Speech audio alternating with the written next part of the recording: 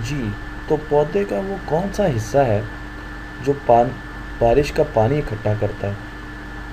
क्या वो उसके पत्ते हैं, या उसका तना है, या उसकी जड़ें हैं, या फिर फूल है? तो आपका क्या ख्याल है, आप इस बारे में सोचें। इसका जवाब ये है कि ये चारों हिस्से जो हैं वो बारिश का पानी इकट्ठा करते हैं। पानी जब पत्तों पर पड़ता है तो पत्ते पानी पी जाते हैं, तो पत्ते भी पानी इकट्ठा करते हैं। पानी जब स्टेम पे या तने पे पड़ता है तो तना भी पानी को पी जाता है, ये भी पानी इकट्ठा करता है। रूट्स और जड़ें तो पानी इकट्ठा करती हैं, चाहे वो ज़मीन के ऊपर हों या ज़मीन के अंदर हों।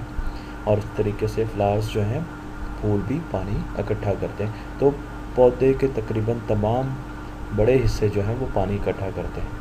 पर सबसे अहम रोल पानी इकट्ठा करने में वो जड़ का होता है। ये हमने 4 सीड्स हैं, इनको हमने मुख्तलिफ़ तरीक़ों से बोया है। किसी को सीधा रख दिया है, किसी को टेढ़ा रख दिया है, किसी को बिल्कुल लिटा दिया है। पर अगर आप ये देखें कि जब इनको कुछ अरसे बाद देखा गया तो जड़ जैसे भी सीड था, या ये जड़ हमेशा नीचे की तरफ ही आई। ये बीज देखें, इसमें भी जड़ हमेशा नीचे की तरफ आई। ये बीज बिल्कुल उल्टा रखा गया था, जड़ गई तो ऊपर की तरफ, पर फिर उसको एहसास हो गया और उसने अपनी डायरेक्शन जो सिमत है वो बदल दी और फिर वो नीचे की तरफ आ गई, और इसी तरीके से इसकी जड़ भी नीचे की तरफ आई। तो जड़ हमेशा ज़मीन की तरफ जाती है।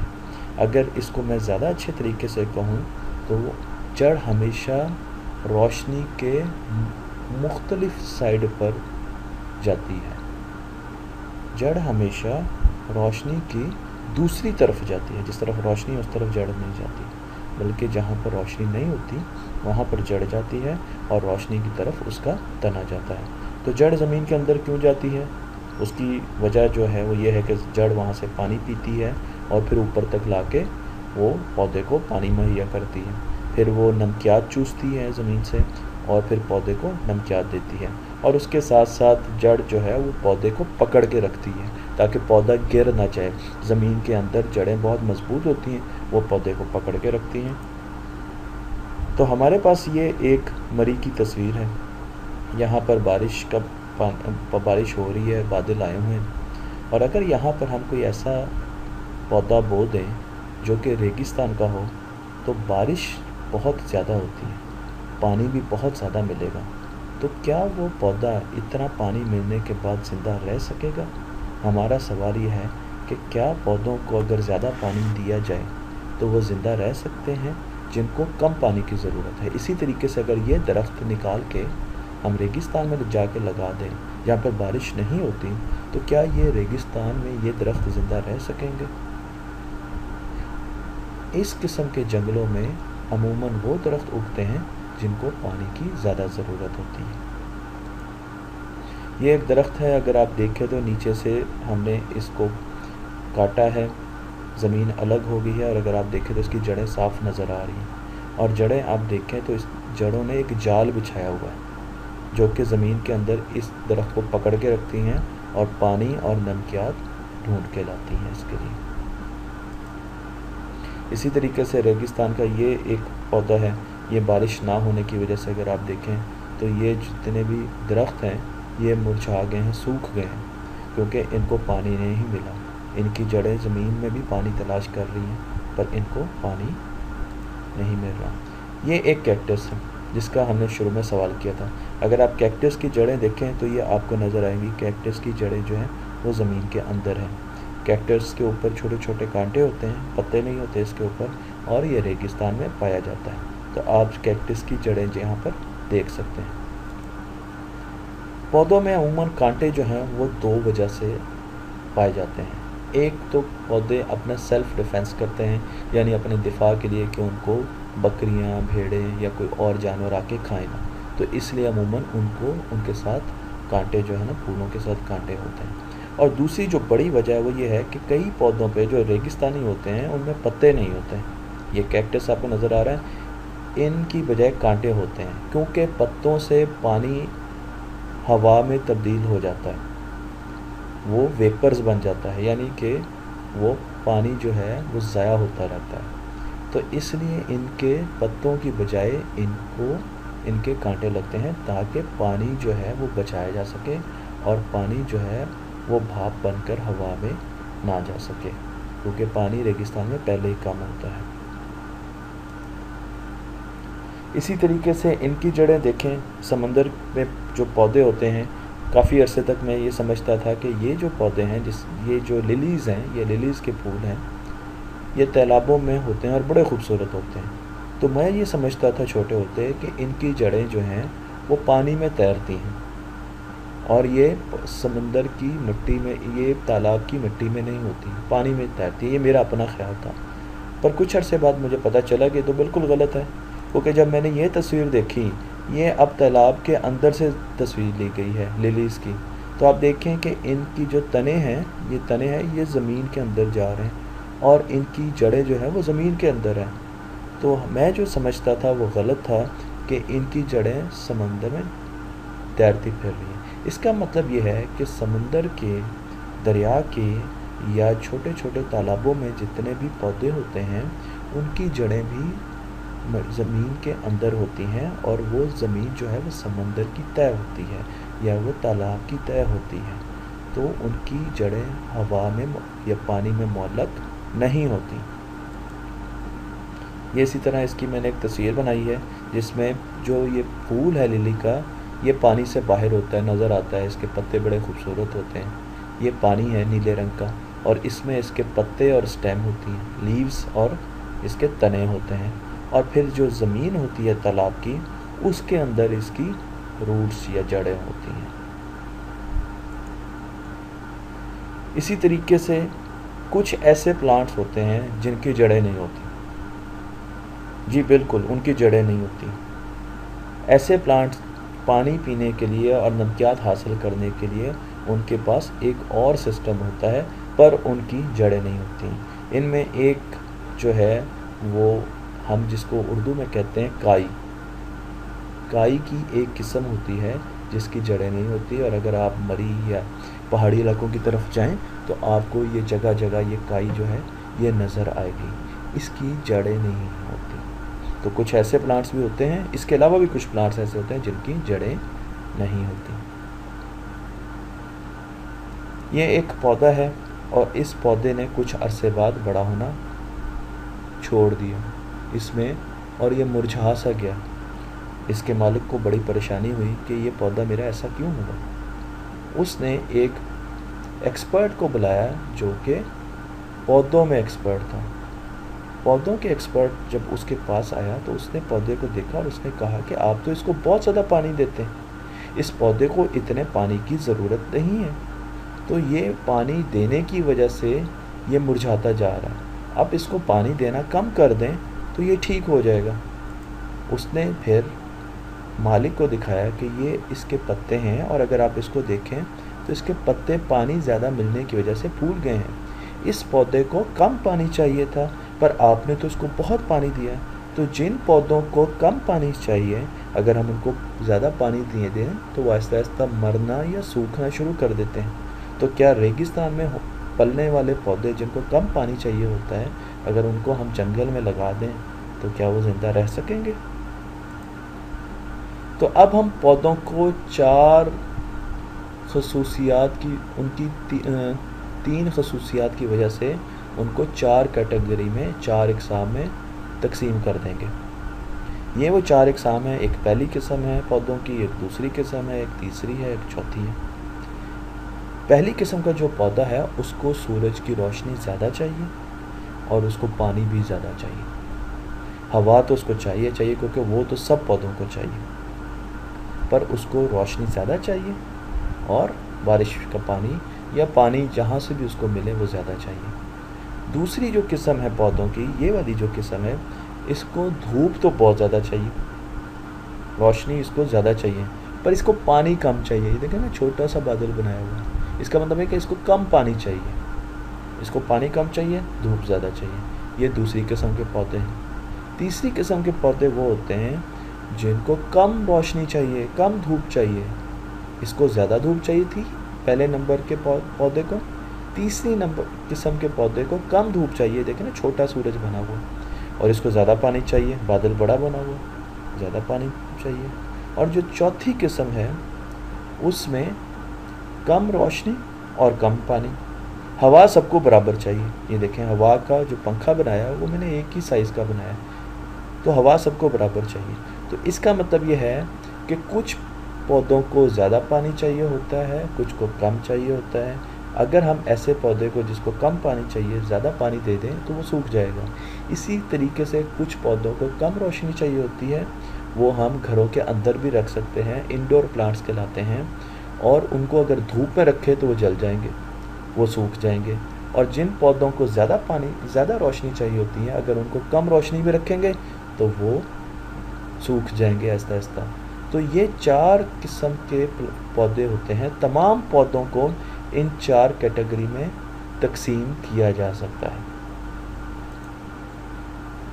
तो पहली एक्टिविटी इस लेसन के बाद हमारी ये है कि आप एक पौधे को जिसको कम पानी चाहिए हो उसको रखें अपने पास और उसको ज़्यादा से ज़्यादा पानी देने की कोशिश करें।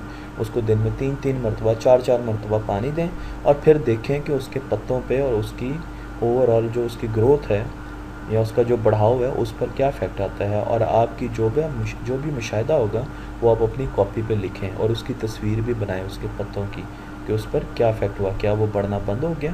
तो आपने ये एक्टिविटी अपने स्कूल में ज़रूर करनी है। और दूसरी एक्टिविटी ये करनी है कि आपने 5 किस्म के मुख्तलिफ़ पौधों की जड़ें देखनी है, उनको खोदना है। जिस तरह ये ग्रास की या घास की जड़ दिखाई गई है, तो आपने उसको खोदना है और देखना है कि उनकी जड़ें कैसी हैं, कितनी लंबी हैं, किस रंग की हैं और वो क्या करती हैं।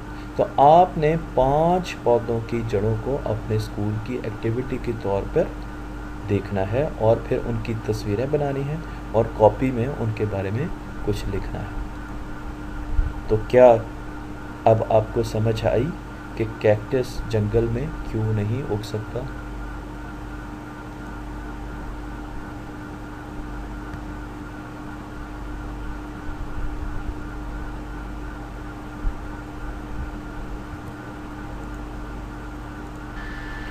जी, तो पौधे का वो कौन सा हिस्सा है जो बारिश का पानी इकट्ठा करता है? क्या वो उसके पत्ते हैं या उसका तना है या उसकी जड़ें हैं या फिर फूल है? तो आपका क्या ख्याल है, आप इस बारे में सोचें। इसका जवाब ये है कि ये चारों हिस्से जो हैं वो बारिश का पानी इकट्ठा करते हैं। पानी जब पत्तों पर पड़ता है तो पत्ते पानी पी जाते हैं, तो पत्ते भी पानी इकट्ठा करते हैं। पानी जब स्टेम पे या तने पे पड़ता है तो तना भी पानी को पी जाता है, ये भी पानी इकट्ठा करता है। रूट्स और जड़ें तो पानी इकट्ठा करती हैं, चाहे वो ज़मीन के ऊपर हों या ज़मीन के अंदर हों। और इस तरीके से फ्लावर्स जो हैं, फूल भी पानी इकट्ठा करते हैं। तो पौधे के तकरीबन तमाम बड़े हिस्से जो हैं वो पानी इकट्ठा करते हैं। पर सबसे अहम रोल पानी इकट्ठा करने में वो जड़ का होता है। ये हमने 4 सीड्स हैं, इनको हमने मुख्तलिफ़ तरीक़ों से बोया है।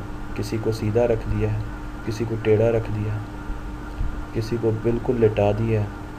पर अगर आप ये देखें कि जब इनको कुछ अर्से बाद देखा गया तो जड़ जैसे भी सीड था या ये जड़ हमेशा नीचे की तरफ ही आई। ये बीज देखें, इसमें भी जड़ हमेशा नीचे की तरफ आई। ये बीज बिल्कुल उल्टा रखा गया था, जड़ गई तो ऊपर की तरफ, पर फिर उसको एहसास हो गया और उसने अपनी डायरेक्शन जो सिमत है वो बदल दी और फिर वो नीचे की तरफ आ गई। और इसी तरीके से इसकी जड़ भी नीचे की तरफ आई। तो जड़ हमेशा ज़मीन की तरफ जाती है। अगर इसको मैं ज़्यादा अच्छे तरीके से कहूँ तो जड़ हमेशा रोशनी के मुख्तलिफ साइड पर जाती है। जड़ हमेशा रोशनी की दूसरी तरफ जाती है। जिस तरफ रोशनी है उस तरफ जड़ नहीं जाती, बल्कि जहाँ पर रोशनी नहीं होती वहाँ पर जड़ जाती है और रोशनी की तरफ उसका तना जाता है। तो जड़ ज़मीन के अंदर क्यों जाती है, उसकी वजह जो है वो ये है कि जड़ वहाँ से पानी पीती है और फिर ऊपर तक लाके वो पौधे को पानी मुहैया करती है। फिर वो नमकियात चूसती है ज़मीन से और फिर पौधे को नमकियात देती है। और उसके साथ साथ जड़ जो है वो पौधे को पकड़ के रखती है ताकि पौधा गिर ना जाए। ज़मीन के अंदर जड़ें बहुत मजबूत होती हैं, वो पौधे को पकड़ के रखती हैं। तो हमारे पास ये एक मरी की तस्वीर है।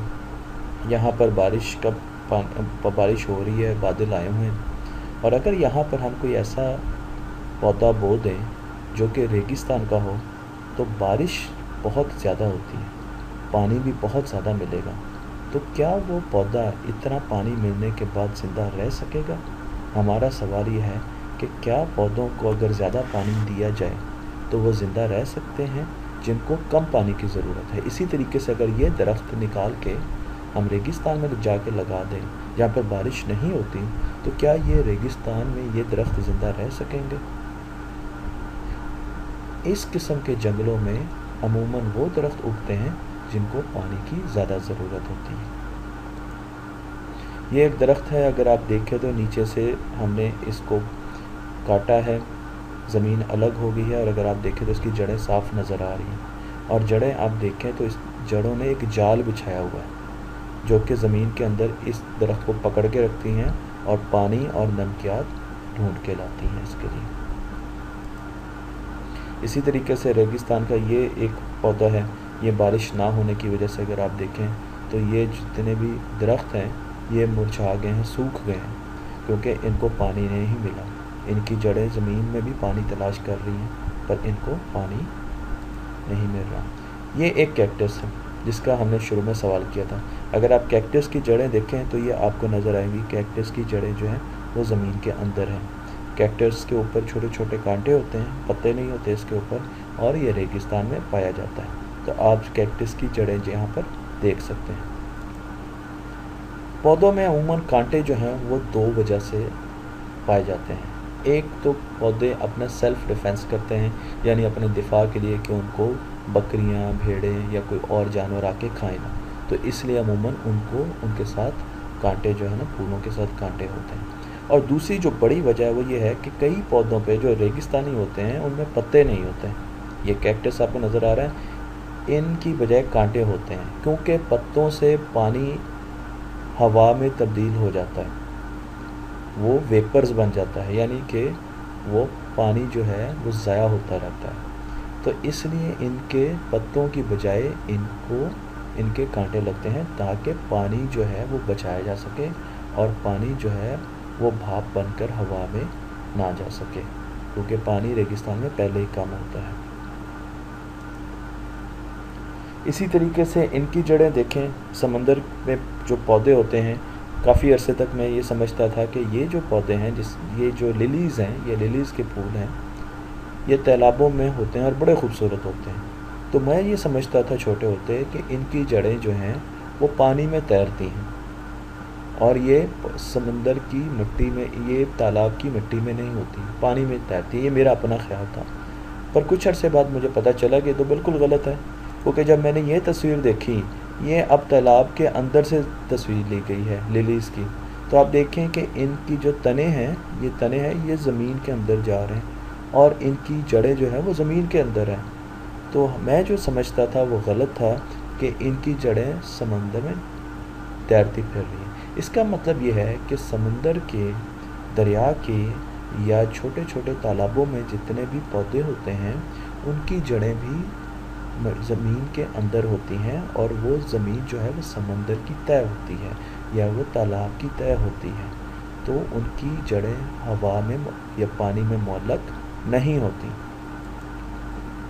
ये इसी तरह इसकी मैंने एक तस्वीर बनाई है जिसमें जो ये फूल है लिली का, ये पानी से बाहर होता है, नज़र आता है, इसके पत्ते बड़े खूबसूरत होते हैं। ये पानी है नीले रंग का और इसमें इसके पत्ते और स्टेम होती हैं, लीव्स और इसके तने होते हैं, और फिर जो ज़मीन होती है तालाब की, उसके अंदर इसकी रूट्स या जड़ें होती हैं। इसी तरीके से कुछ ऐसे प्लांट्स होते हैं जिनकी जड़ें नहीं होती। जी बिल्कुल, उनकी जड़ें नहीं होती। ऐसे प्लांट्स पानी पीने के लिए और नमकियात हासिल करने के लिए उनके पास एक और सिस्टम होता है, पर उनकी जड़ें नहीं होती। इनमें एक जो है वो हम जिसको उर्दू में कहते हैं काई की एक किस्म होती है जिसकी जड़ें नहीं होती, और अगर आप मरी या पहाड़ी इलाकों की तरफ जाएं तो आपको ये जगह जगह ये काई जो है ये नज़र आएगी, इसकी जड़ें नहीं होती। तो कुछ ऐसे प्लांट्स भी होते हैं, इसके अलावा भी कुछ प्लांट्स ऐसे होते हैं जिनकी जड़ें नहीं होती। ये एक पौधा है और इस पौधे ने कुछ अरसे बाद बड़ा होना छोड़ दिया इसमें, और ये मुरझा सा गया। इसके मालिक को बड़ी परेशानी हुई कि ये पौधा मेरा ऐसा क्यों हुआ। उसने एक एक्सपर्ट को बुलाया जो कि पौधों में एक्सपर्ट था। पौधों के एक्सपर्ट जब उसके पास आया तो उसने पौधे को देखा और उसने कहा कि आप तो इसको बहुत ज़्यादा पानी देते हैं, इस पौधे को इतने पानी की ज़रूरत नहीं है, तो ये पानी देने की वजह से ये मुरझाता जा रहा है, आप इसको पानी देना कम कर दें तो ये ठीक हो जाएगा।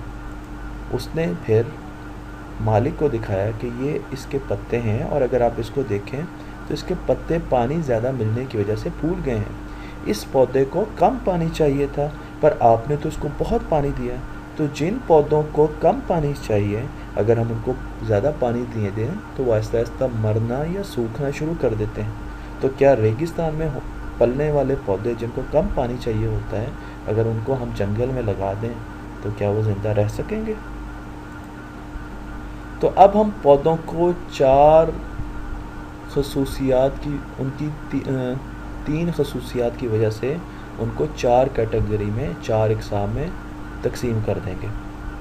ये वो चार इकसाम है, एक पहली किस्म है पौधों की, एक दूसरी किस्म है, एक तीसरी है, एक चौथी है। पहली किस्म का जो पौधा है उसको सूरज की रोशनी ज़्यादा चाहिए और उसको पानी भी ज़्यादा चाहिए।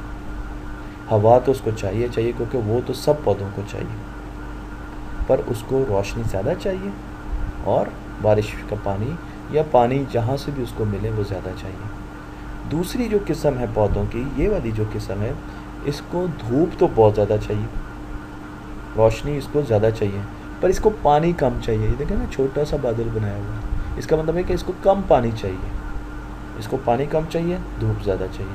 ये दूसरी किस्म के पौधे हैं। तीसरी किस्म के पौधे वो होते हैं जिनको कम रोशनी चाहिए, कम धूप चाहिए। इसको ज़्यादा धूप चाहिए थी पहले नंबर के पौधे को, तीसरी नंबर किस्म के पौधे को कम धूप चाहिए, देखें ना छोटा सूरज बना हुआ, और इसको ज़्यादा पानी चाहिए, बादल बड़ा बना हुआ, ज़्यादा पानी चाहिए। और जो चौथी किस्म है उसमें कम रोशनी और कम पानी, हवा सबको बराबर चाहिए। ये देखें, हवा का जो पंखा बनाया वो मैंने एक ही साइज़ का बनाया, तो हवा सबको बराबर चाहिए। तो इसका मतलब ये है कि कुछ पौधों को ज़्यादा पानी चाहिए होता है, कुछ को कम चाहिए होता है। अगर हम ऐसे पौधे को जिसको कम पानी चाहिए ज़्यादा पानी दे दें तो वो सूख जाएगा। इसी तरीके से कुछ पौधों को कम रोशनी चाहिए होती है, वो हम घरों के अंदर भी रख सकते हैं, इंडोर प्लांट्स कहलाते हैं, और उनको अगर धूप में रखें तो वो जल जाएंगे, वो सूख जाएंगे। और जिन पौधों को ज़्यादा पानी, ज़्यादा रोशनी चाहिए होती है, अगर उनको कम रोशनी में रखेंगे तो वो सूख जाएंगे आहिस्ता आहिस्ता। तो ये चार किस्म के पौधे होते हैं। तमाम पौधों को इन चार कैटेगरी में तकसीम किया जा सकता है। तो पहली एक्टिविटी इस लेसन के बाद हमारी ये है कि आप एक पौधे को जिसको कम पानी चाहिए हो उसको रखें अपने पास और उसको ज़्यादा से ज़्यादा पानी देने की कोशिश करें। उसको दिन में 3-3 मरतबा, 4-4 मरतबा पानी दें और फिर देखें कि उसके पत्तों पे और उसकी ओवरऑल जो उसकी ग्रोथ है या उसका जो बढ़ाव है उस पर क्या इफ़ेक्ट आता है। और आपकी जो भी मुशाहिदा होगा वो आप अपनी कॉपी पे लिखें और उसकी तस्वीर भी बनाएं उसके पत्तों की कि उस पर क्या इफ़ेक्ट हुआ, क्या वो बढ़ना बंद हो गया। तो आपने ये एक्टिविटी अपने स्कूल में ज़रूर करनी है। और दूसरी एक्टिविटी ये करनी है कि आपने 5 किस्म के मुख्तलिफ़ पौधों की जड़ें देखनी है, उनको खोदना है। जिस तरह ये ग्रास की या घास की जड़ दिखाई गई है, तो आपने उसको खोदना है और देखना है कि उनकी जड़ें कैसी हैं, कितनी लंबी हैं, किस रंग की हैं और वो क्या करती हैं। तो आपने 5 पौधों की जड़ों को अपने स्कूल की एक्टिविटी के तौर पर देखना है और फिर उनकी तस्वीरें बनानी है और कॉपी में उनके बारे में कुछ लिखना है। तो क्या अब आपको समझ आई कि कैक्टस जंगल में क्यों नहीं उग सकता?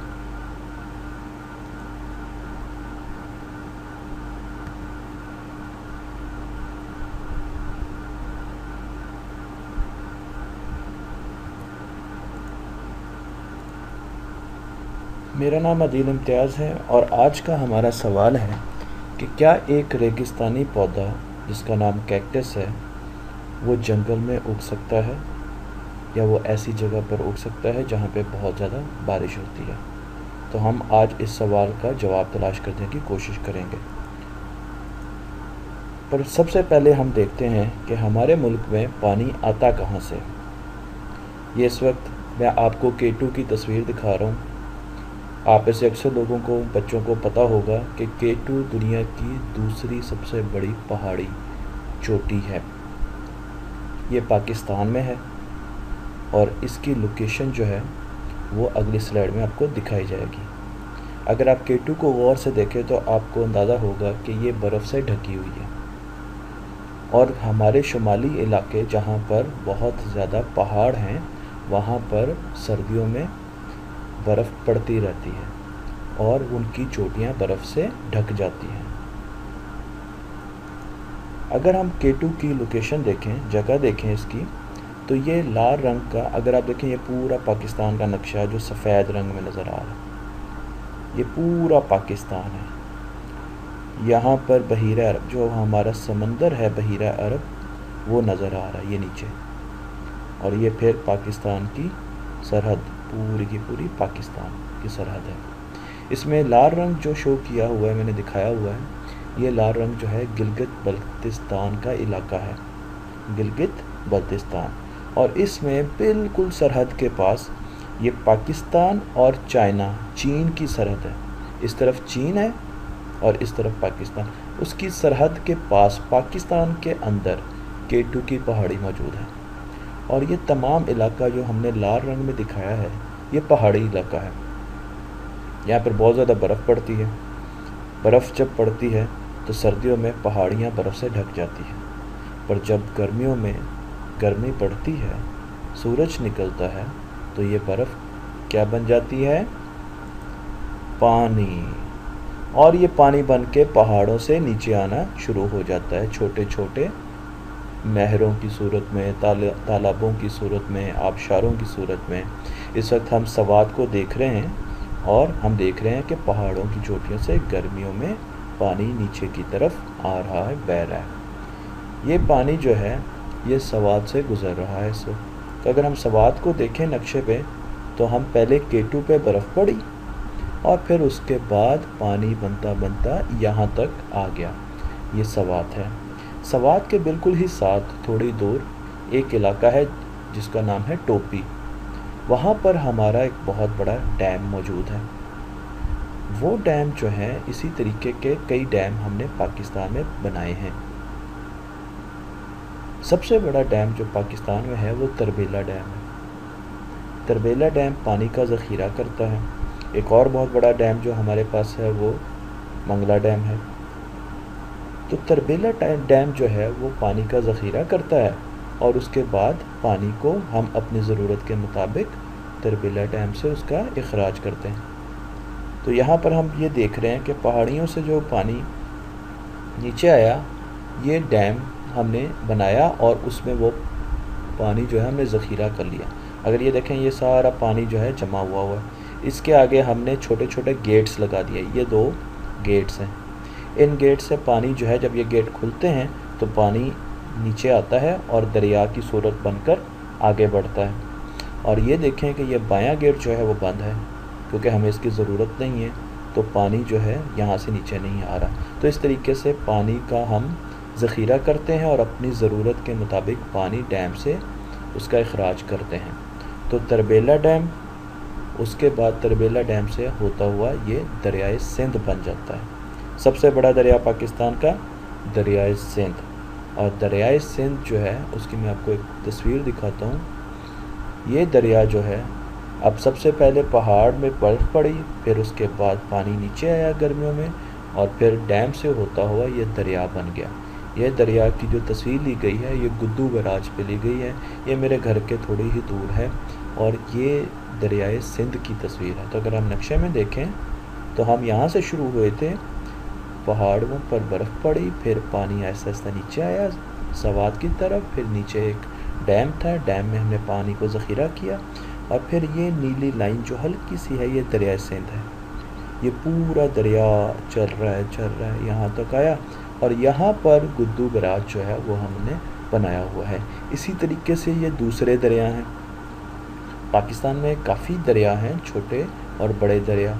तो ये पाकिस्तान के दूसरे दरिया हैं। ये सारी छोटी छोटी नीली लाइनें जो हैं ये दरियाओं को शो करती है। और उसके बाद ये दरिया जो है इकट्ठे होते हैं, एक दरिया बनता है जिसको दरिया सिंध कहते हैं, और फिर ये आगे जाके समुंदर में चला जाता है। इस दरिया से मुख्तलिफ़ जगह पर मुख्तलिफ़ नहरें निकलती हैं। अगर आप देखें तो इस किस्म की बड़ी बड़ी नहरें जो हैं वो दरियाओं से निकलती हैं और फिर उन नहरों से आगे छोटी नहरें निकलती हैं। ये एक छोटी सी नहर है जिसको मेरी अपनी ज़ुबान में हम खाला कहते हैं। ये नहर जो है, ये छोटी नहर या खाला जिसको हम कहते हैं, ये जाता है और फिर हमारी जो फील्ड्स हैं यानी हमारे खेत हैं, खलियान हैं, उनको पानी देता है। तो ये पूरा का पूरा एक सिस्टम है जिसमें पानी पहाड़ों की चोटी से लेके हमारे खेतों तक आता है। पर कुछ जगह ऐसी होती है जहाँ पर दरियाई पानी नहीं पहुँच सकता। कुछ जगह ऐसी हैं जहाँ पर दरियाई पानी नहीं पहुँच सकता। तो फिर वहाँ पर अगर हमने फसलें उगानी हो तो क्या करेंगे? बताएं, क्या करेंगे? वहाँ पर हम ट्यूबवेल लगाएंगे। ट्यूबवेल क्या होता है? ट्यूबवेल एक मशीन होती है जो ज़मीन के नीचे पानी जो मौजूद होता है उसको खींच के ऊपर निकाल देती है। अब आप कहेंगे ज़मीन के नीचे पानी? बिल्कुल, ज़मीन के नीचे पानी मौजूद होता है। कुछ जगह पर ये पानी मीठा होता है और कुछ जगह पर ये पानी नमकीन होता है। तो अगर किसी ज़मीन के नीचे पानी मीठा है तो वहाँ पर ट्यूबवेल लगाया जाता है और ट्यूबवेल के ज़रिए पानी आगे छोटी छोटी नहरों में और खालों में डाला जाता है और फिर ये जाके फसलों को लग जाता है।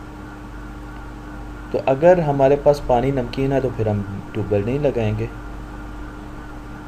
इसको मैंने थोड़ा सा इस तरीके से बताया है कि ये एक ट्यूबवेल का पाइप है और ये अगर देखें यहाँ पर मैंने एक छोटा सा पाइप बनाया है और ज़मीन के नीचे ये पानी है। तो ये पाइप पानी को ऊपर खींचता है और फिर हम इससे अपनी फसलों को पानी देते हैं। ये ऐसे ही काम करता है जैसे हम पानी की बोतल, पेप्सी की या कोका कोला की बोतल जो है वो स्ट्रॉ से पीते हैं। तो जैसे हम स्ट्रॉ से बोतल को ऊपर खींचते हैं तो हमारे मुंह में बोतल जो है वो चली जाती है। इसी तरीके से ट्यूबवेल पानी को ऊपर खींचता है और फिर इसको खेतों को दे देता है। पर अब अगर हम थर या चोलिस्तान के रेगिस्तानों में हैं तो ना तो यहाँ पर नहरी निज़ाम है, ना यहाँ पर दरिया आते हैं, ना यहाँ पर पहाड़ हैं जिन पर बर्फ़ पड़ती है और ना ही यहाँ पर नीचे का पानी मौजूद है। तो फिर हम रेगिस्तान में जो पौधे हैं उनको पानी कैसे दे सकते हैं या उनको पानी कैसे मिलता है, इस पर हम सोचेंगे। और इन पौधों को पानी बहुत ज़्यादा चाहिए या बहुत कम चाहिए। हमने पिछले लेक्चर में पढ़ा था कि रेगिस्तान में पौधे जो होते हैं वो वही ज़िंदा रह सकते हैं जिनको पानी बहुत कम चाहिए, क्योंकि अगर यहाँ पर मैं एक ऐसा पौधा लगाऊँ जिसको पानी बहुत ज़्यादा चाहिए होगा वो कुछ अरसे के बाद सूख जाएगा। इसी तरीके से हम ये भी सोचें कि मरी या गिलगिस्तान या नथिया गली या वो सारे पहाड़ी इलाके जो हमारे मुल्क के खूबसूरत तरीन इलाके हैं उन पे नहरें तो नहीं जा सकती, पहाड़ों पर नहरें तो नहीं जा सकती, पहाड़ों पे आप ट्यूबवेल भी नहीं लगा सकते। तो वहाँ पर जो पौधे हैं इतने ज़बरदस्त और इतने ज़्यादा सरसब्ज पौधे, उनको कैसे पानी मिलता है? बिल्कुल, उनको बादलों से पानी मिलता है, उनको बारिशों से पानी मिलता है। तो रेगिस्तान, पहाड़ी इलाके, जंगल जहाँ पर नहरी सिस्टम नहीं पहुँचता, जहाँ पर ट्यूबवेल नहीं लगाए जा सकते, जहाँ पर ज़मीन के नीचे पानी नहीं निकाला जा सकता, वहाँ पर पौधों को पानी मिलने का इंतज़ाम कुदरत करती है और वो है बारिश।